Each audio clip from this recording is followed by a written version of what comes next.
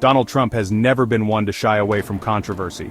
But his recent comments about annexing Canada have sent shockwaves through the northern nation. Canadians are used to being overshadowed by their southern neighbor. They're accustomed to American pop culture dominance. But the idea of being forcibly absorbed into the United States? That's a whole new level of unsettling.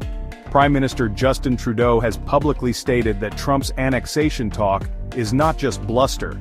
He sees it as a genuine threat fueled by a desire to seize control of Canada's vast natural resources. Trump's rhetoric, often dismissive of international norms, does little to assuage these fears.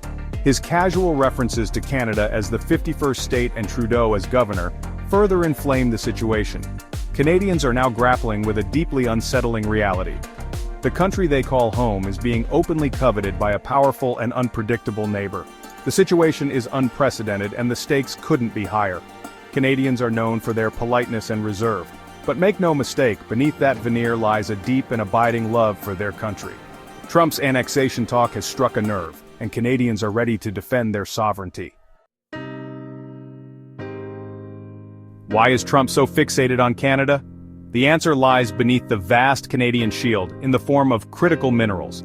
These aren't just any minerals. These are the building blocks of the future, essential for everything from electric car batteries to solar panels. Canada is a veritable treasure chest of these resources, boasting significant reserves of lithium, graphite, nickel, cobalt, and copper. As the world transitions to a green energy economy, demand for these minerals is skyrocketing.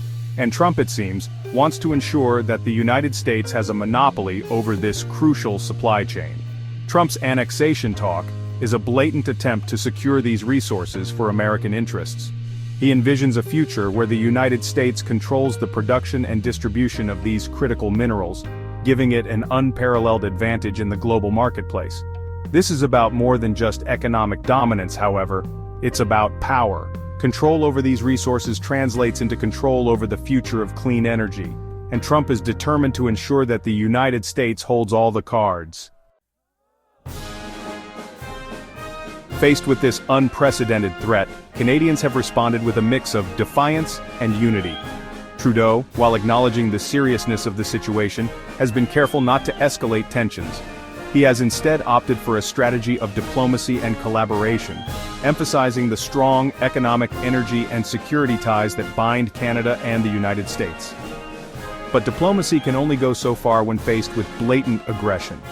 In a shrewd tactical move, Trump recently backed away from imposing tariffs that would have crippled the Canadian economy.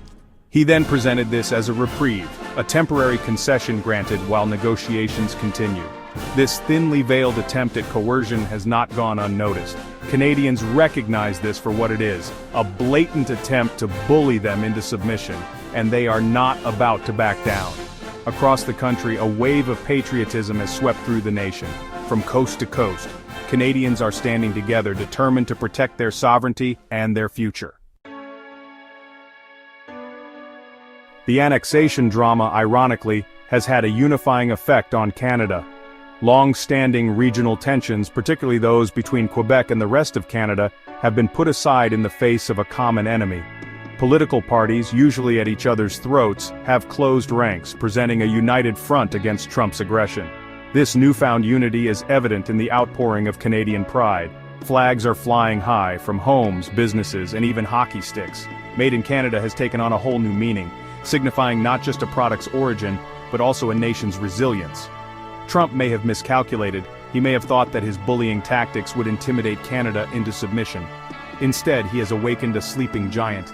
He has inadvertently reminded Canadians of what it means to be Canadian, to stand up for what is right, to defend their values, and to protect their own. The fight for Canada's future has just begun, and one thing is certain: Canadians will not go down without a fight. Thanks for watching. Please like and subscribe to get the latest news, and stay safe.